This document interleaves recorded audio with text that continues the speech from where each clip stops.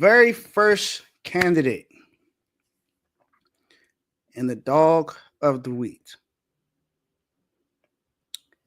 is the one team that has the single most points scored in the NBA this season. Also, did it against a team that lost that game by 50 plus points.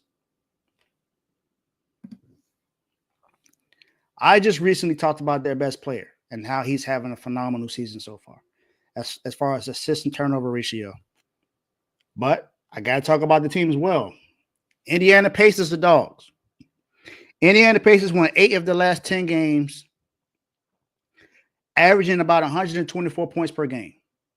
That's pretty good. Now, when you look at that stretch, there weren't too many good teams in that stretch that they beat. However, the Timberwolves was the one team that they beat in overtime. That was impressive. They lost. The only two teams they lost to in that stretch were the two of the better teams in that stretch were the Oklahoma City Thunder, and they lost to the Lakers by a buzzer beater. LeBron James didn't have a good game in that game, and I talked about that before. Since March, Tyrese Halliburton has 133 assists and only 15 turnovers. In that game against the Hornets, he had 22 points and 10 assists with 0 turnovers. That is the 4th double-double he's had this season with zero turnovers. He's playing great. He has the most 20-plus points, 10-plus assists, and 0 turnover games in NBA history with 14.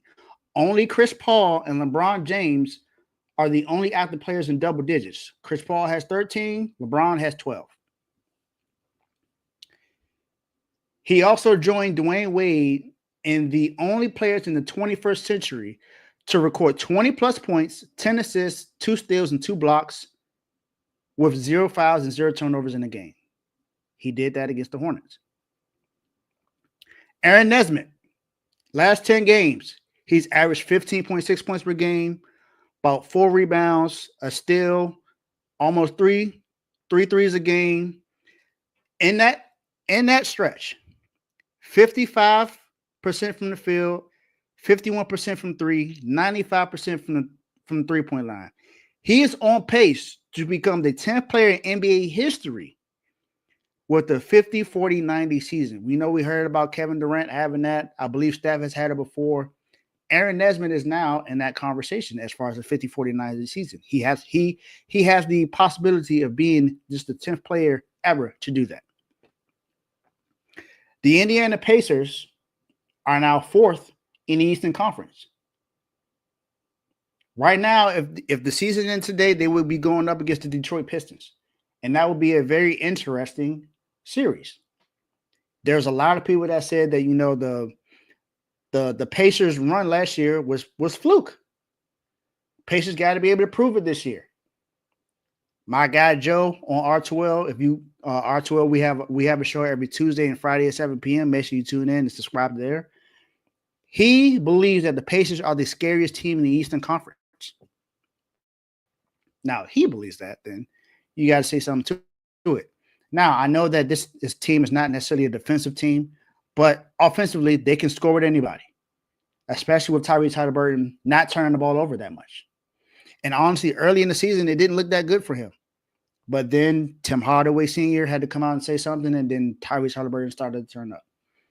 So the Indiana Pacers will be the very first inductee to the Dawgs this week. And they, like I said, they're looking really good right now. 4th in the Eastern Conference, and more than likely it's going to stay that way. I mean, unless the Knicks happen to fall off somewhere. They have, like I said, that first round matchup is going to be interesting between the Pacers and the Detroit Pistons, because I believe the Pistons could be a scary team in the Eastern Conference. But we'll see. So, Indiana Pacers, your Dawgs.